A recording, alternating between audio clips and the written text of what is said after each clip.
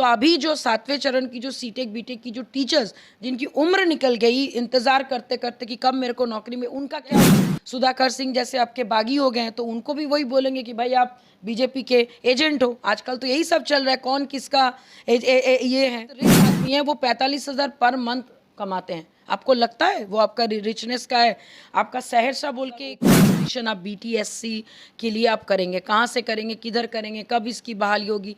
Just election से थोड़ा पहले आप महागठबंधन सरकार की तरफ से बिहार बजट पेश कर दिया गया है। ऐसे में सभी विपक्षी दल इस पर सवाल खड़ा कर रहे हैं। ऐसे में हमारे साथ बात करने के लिए लोजपा की प्रदेश प्रवक्ता देवजानी मित्रा है।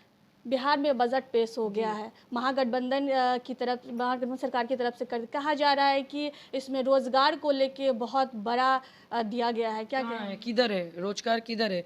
आपने जो पहले आपने कहा था कि 10 लाख नौकरी, सरकारी नौकरी देंगे, उसको बहुत सफाई से चेंज करके 10 लाख रोजगार पे कन्वर्ट कर दिया गया। सबसे पहली सवाल तो मेरा यही है कि भाई अगर आप सही में नौकरी दे रहे थे तो अचानक से ये रोजगार क्या होता है? उसके बाद आपने ये दिया है कि 12,000 ओपन पोजीशन आप बीटीएससी के लिए आप करेंगे, कहाँ से करेंगे, किधर करेंगे, कब इसकी बहाली होगी? जस्ट इलेक्शन से थोड़ा पहले आप ओपनिंग देंगे, फॉर्म फिलअप करा के फिर आप छोड़ देंगे और जैसे ही जीत जाएंगे फिर आप नई स्ट्रैटेजी अपनाएंगे। 9 मेडिकल कॉलेज खुलने वाला है ये बजट के अनुसार। कब खुलेगा, किस दिन खुलेगा? आर यू श्योर कि जहाँ पे आपकी बिजली की बिल इतना ज़्यादा है, 9 मेडिकल कॉलेज, इंफ्रास्ट्रक्चर जहाँ पे है नहीं, जबकि आपका पुराने आंकड़े ये बताते हैं कि हम लोग इंडस्ट्री में 15% आ गए, कृषि में 24% आ गए, सर्विस में 61% आ गए। कहाँ से हम लोग आ गए? अगर सही में बिहार में विकास हुआ होता तो अभी भी one of the poorest state में बिहार को गिना नहीं जाता। और जबकि आप यहाँ पे ये भी दिखा रहे हैं कि आर्थिक विकास के मामले में बिहार तीसरे पायदान पे। किधर है भाई?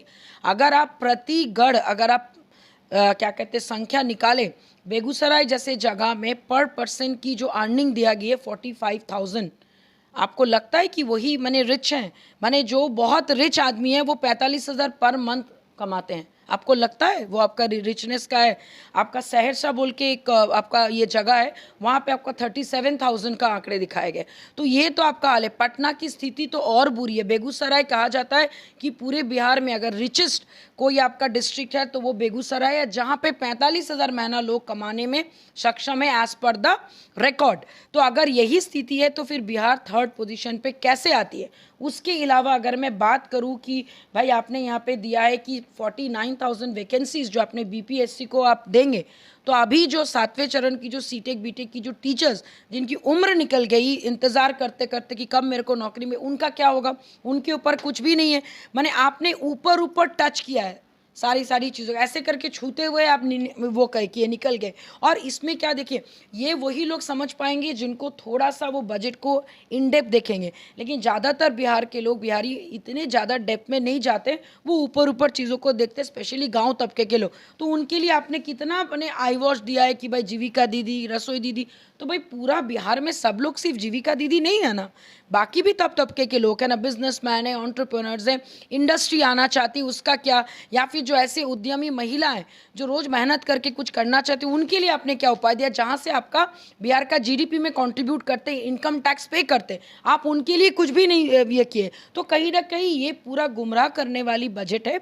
And last but not the least, सामने इलेक्शन आ रहा है, उसको ध्यान में रख के आपने गरीब तबकों को, आपने क्या कहते हैं, जैसे आपने जातिवाद की राजनीति हमेशा से की है, दलित, महादलित, पिछड़ा, अति पिछड़े को आपने दिखाया कि आपने बहुत सपोर्ट किया, लेकिन आपने वो भी नहीं किया। 40 करोड़ आपने मदरसा पे दिया है, तो भैया 40 करोड़ आपने जो मदरसा पे खर्च किया है, तो आप वो स्टार्ट कब करेंगे? मदरसा कहाँ पे खुलेगा? उसका कोई, एंड मोरोवर इसमें कोई टारगेट डेट नहीं है।